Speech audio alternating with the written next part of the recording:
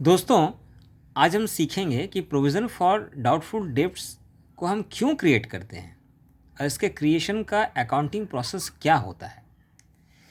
हमें पहले ये समझना चाहिए कि प्रोविज़न फॉर डाउटफुल डेब्ट्स का ये मतलब होता है कि डेटर का वो हिस्सा जो हिस्सा शायद हमें ना मिले और उसके लिए प्रॉफिट से निकाला गया अमाउंट, यानी हमने प्रॉफिट से कुछ हिस्सा इसलिए अलग कर दिया है कि हमें ये लगता है कि डेटर में से कुछ पैसे हमें नहीं मिलेंगे।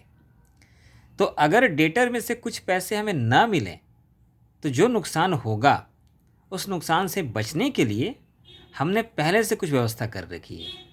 ये ऐसे ही है कि जैसे हम घर से बाहर निकल रहे हैं और हमें लगता है कि बारिश हो सकती है, तो हमारा बदन भीग ना जाए इसके लिए हमने छाता ले लिया।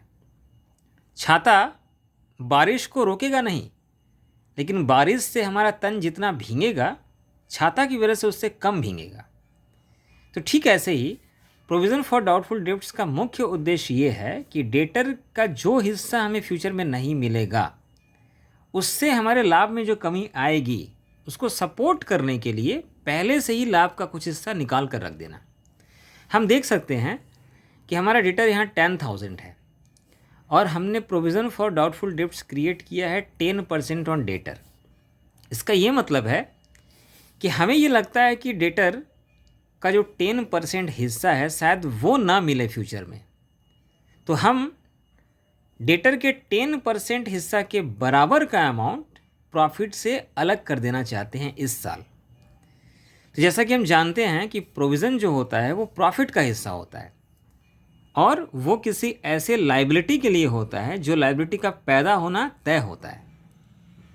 ठीक ऐसे ही हम यहाँ provision for doubtful debts 10% on debtor create कर रहे हैं। इसका बस ये मतलब है कि डेटर की जो धनराशि है उसका 10% के बराबर जो अमाउंट होता है हम वो इस साल के प्रॉफिट से निकाल कर अलग कर देंगे।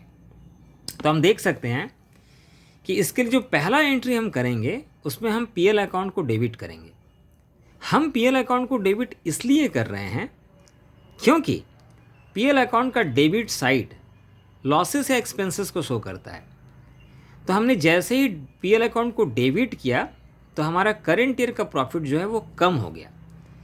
तो अगर हम करंट ईयर के प्रॉफिट से कुछ हिस्सा निकालेंगे तो जाहिर सी बात है कि उसका पीएल पे ये असर पड़ेगा कि पीएल अकाउंट का डेबिट साइड कुछ बढ़ जाएगा। तो हमें इस साल 1,000 रुपया, 10,000 का 10% 1,000 रुपया अपने प्रॉफिट से निकालना है। तो जब ऐसा हम करेंगे तो हम पीएल अकाउंट को डेबिट कर देंगे, क्योंकि पीएल अकाउंट का डेबिट पोर्शन इससे बढ़ जाएगा, यानी कि पीएल अकाउंट का एक्सपेंडिचर का प्रेशर बढ़ेगा, यानी कि जो करंट ईयर का प्रॉफिट है वो पहले से कम हो जाएगा। हमने प्रोविज़न फॉर डाउटफुल डेब्ट्स को इसलिए क्रिएट कर दिया क्योंकि ये एक लाइबिलिटी है जो कि पहले नहीं था, यानी कि पहले ये लाइबिलिटी थी नहीं, लाइबिलिटी ज़ीरो थी और अब ये लाइबिलिटी बढ़ गई। तो लाइबिलिटी का बढ़ना क्रेडिट सिंबल से रिकॉर्ड होता है, इसलिए हमने प्रोविज़न फॉर डाउटफुल डेब्ट्स को क्रेडिट कर दिया। अब बात करते हैं हम लोग दूसरे एंट्री की। हमने प्रोविज़न फॉर डाउटफुल डेब्ट्स को क्रेडिट किया था चूंकि ये लाइबिलिटी पैदा हुआ था। हमने अगले एंट्री में प्रोविज़न फॉर डाउटफुल डेब्ट्स को डेबिट कर दिया और हमने डेटर को क्रेडिट कर दिया।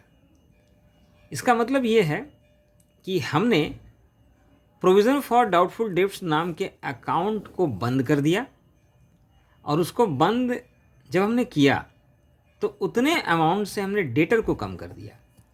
अब यहाँ पर एक लॉजिक ये हो सकता है कि डेटर का जो पोर्शन हम ये सोच रहे हैं कि वो पोर्शन हमें नहीं मिलेगा, वो अब तक ये घटना घटी तो नहीं है।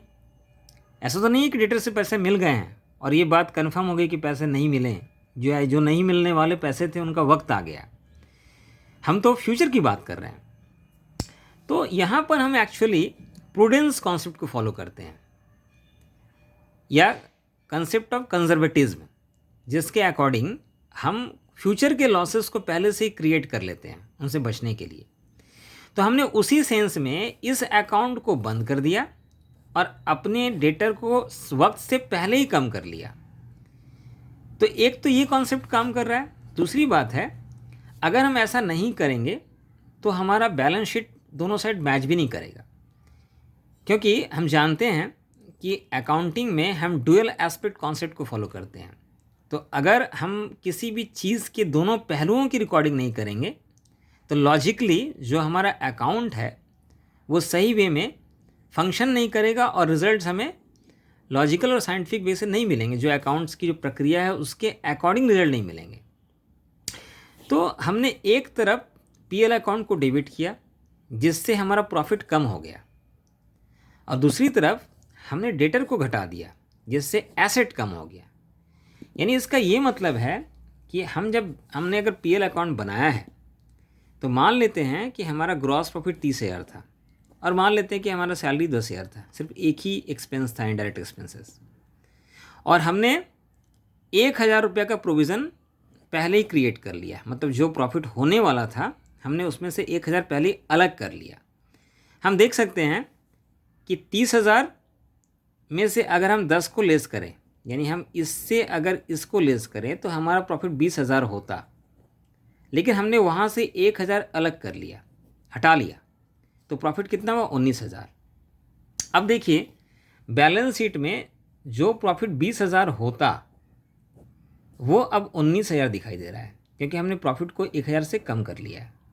तो कैपिटल में हमने जो अमाउंट जोड़ा वो 1,000 कम जोड़ा, और बैलेंस शीट में डेटर में से 1,000 घटा दिया, इसलिए हमारा बैलेंस शीट मैच कर गया, क्योंकि हमने लॉजिकली दोनों साइड से एक एक अमाउंट को खिसका लिया है, अलग कर लिया है।